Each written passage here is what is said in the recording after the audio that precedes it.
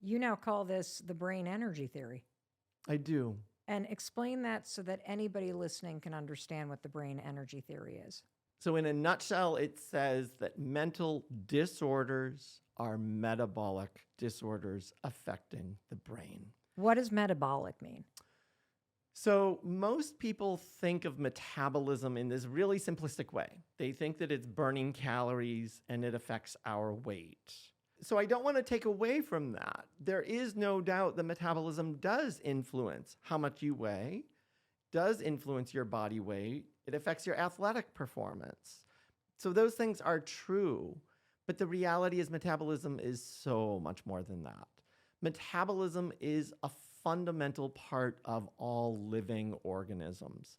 So in the simplest terms, I would say metabolism is taking food and oxygen and some other things like vitamins and nutrients and turning those things into energy or building blocks that are used to maintain or grow cells. It's humans eating and drinking and breathing in oxygen and breathing out carbon dioxide.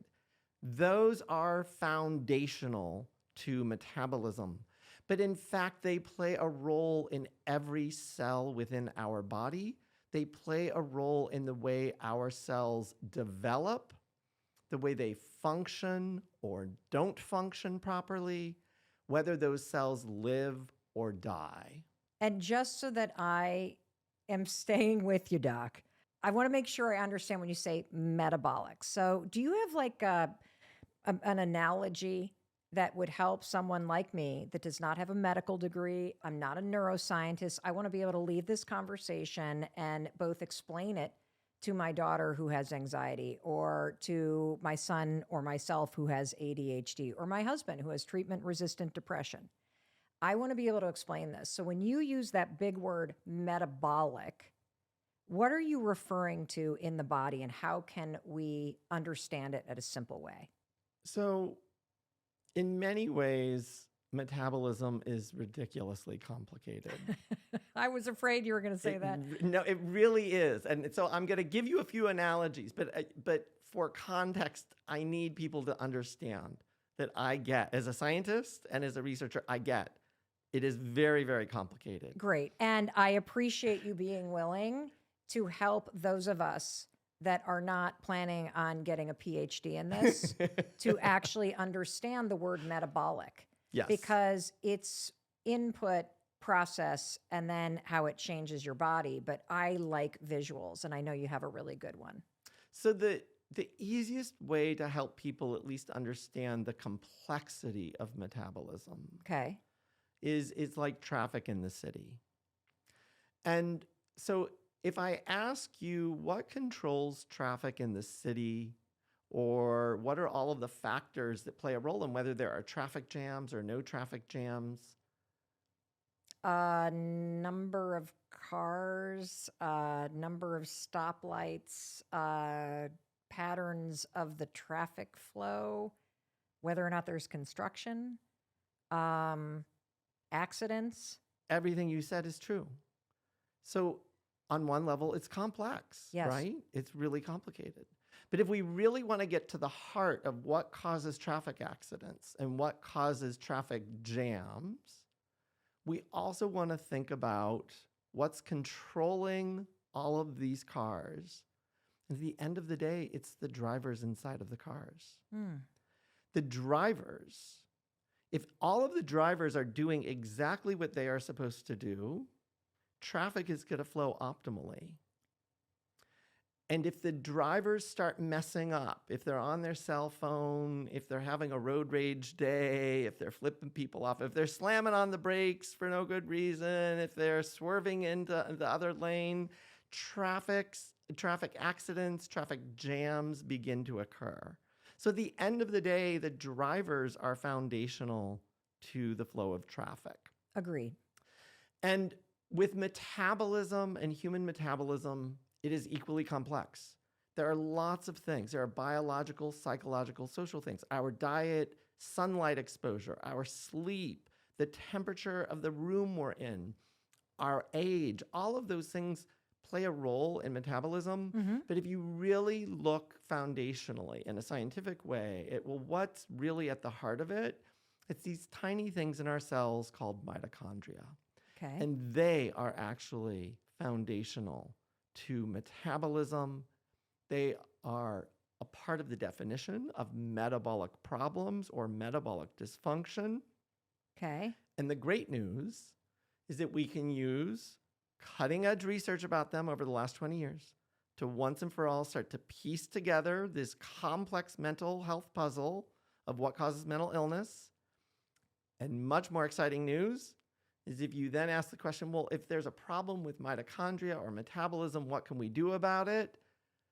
Common sense lifestyle strategies like changes in diet, exercise, sleep, stress reduction, managing substance use. Those things can actually correct metabolic problems. So they can help people lose weight if they've got a metabolic problem. They can help type 2 diabetics reverse their diabetes. They can help prevent heart attacks. And what I am here to say is that those same strategies, in the way that they can play a role in your blood glucose, in the way that they can play a role in your weight, in the way that they can play a role in preventing heart attacks, they can help restore your brain function and help your brain work better so that you no longer have what's called a mental illness. Wow. I want to go back to the analogy because I was with you and I'm like, okay, Did I the lose you? the drivers are the power, the drivers. Okay, the drivers. And then if you now take that analogy and we talk about metabolism, are the drivers in your metabolism your cells or are they something else? They're the mitochondria inside our cells. And what is mitochondria? So mitochondria, for people who've had like high school biology, they probably remember mitochondria. I had high school biology. You don't remember? I do not remember. That's okay. Yes, okay. That's okay. So most people who have heard of them have heard that they are the powerhouse of the cell. And what that means is that they are taking food and oxygen and turning it into energy. So mitochondria are controlling most of those processes in human cells. They are controlling our metabolism. But in many ways, the cutting edge research part of it is that they're also playing a role in hormone production. Oh. Things like cortisol, estrogen, and testosterone. The first step in the synthesis of those hormones occurs within mitochondria. Mitochondria play a role in producing and regulating neurotransmitters like serotonin or dopamine. Mitochondria play a role in turning inflammation on and off. Mitochondria are affected by all of those lifestyle strategies: diet, exercise, sleep, hormones, substances, substance abuse like cigarette smoking, alcohol, marijuana. But here's the thing. Okay. They're also affected by psychological and social factors.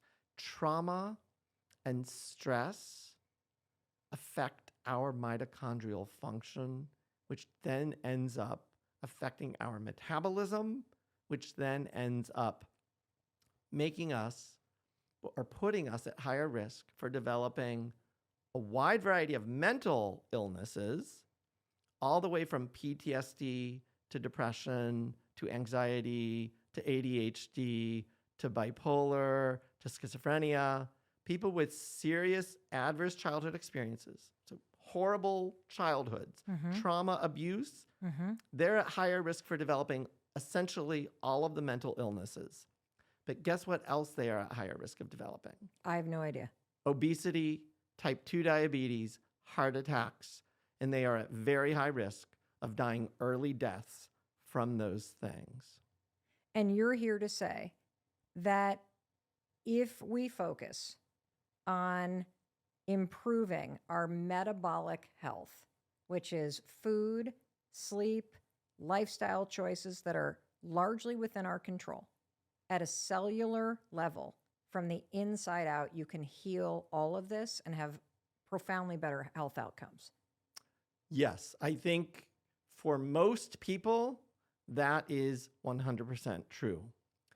There are people who probably have rare genetic conditions or hormone imbalances or or infections, chronic infections or other things that are also impacting their metabolism. They may need additional strategies. So I'm not here to say that I've got the cure-all for everyone with mental illness.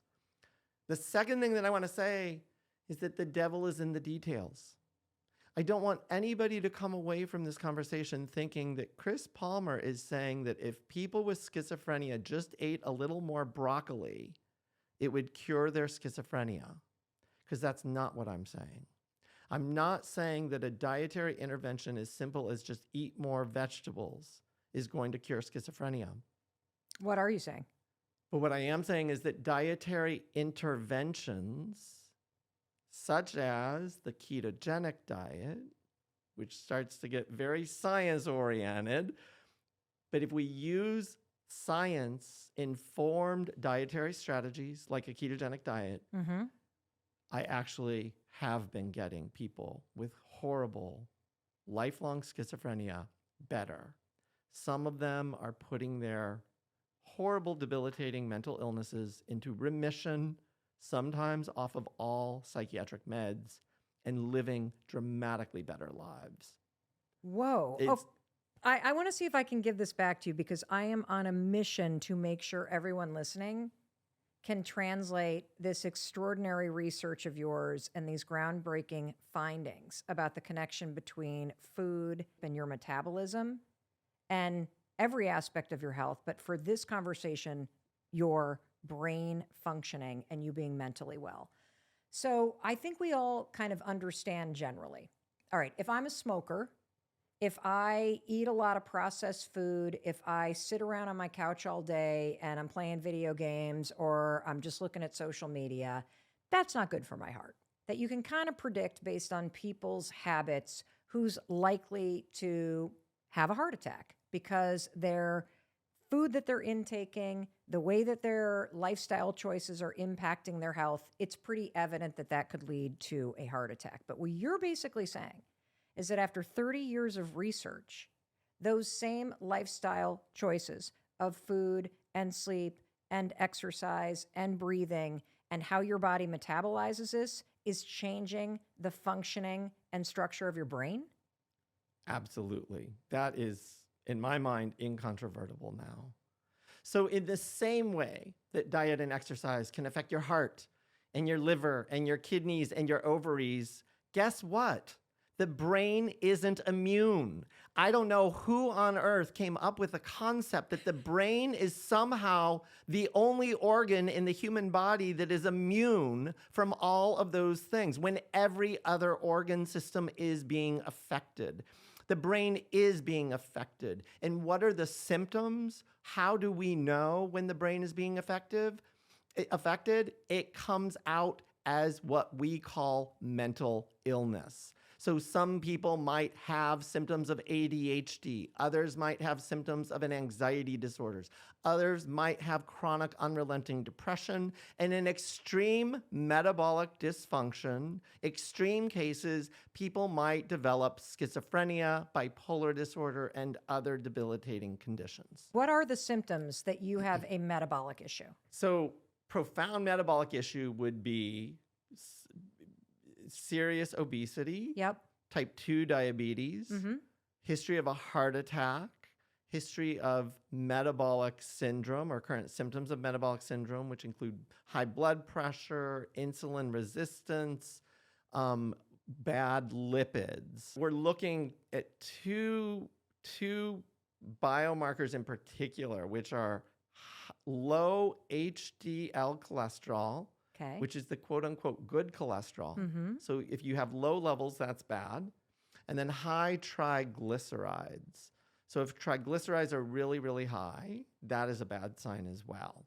Okay. So if you have any of these things in yourself or somebody that you care about deeply, or I would venture to say any of the mental health issues that are not tied to something specific going on in your life, but that are just kind of chronic, this is an indication. These are symptoms that you have something going on with your metabolism.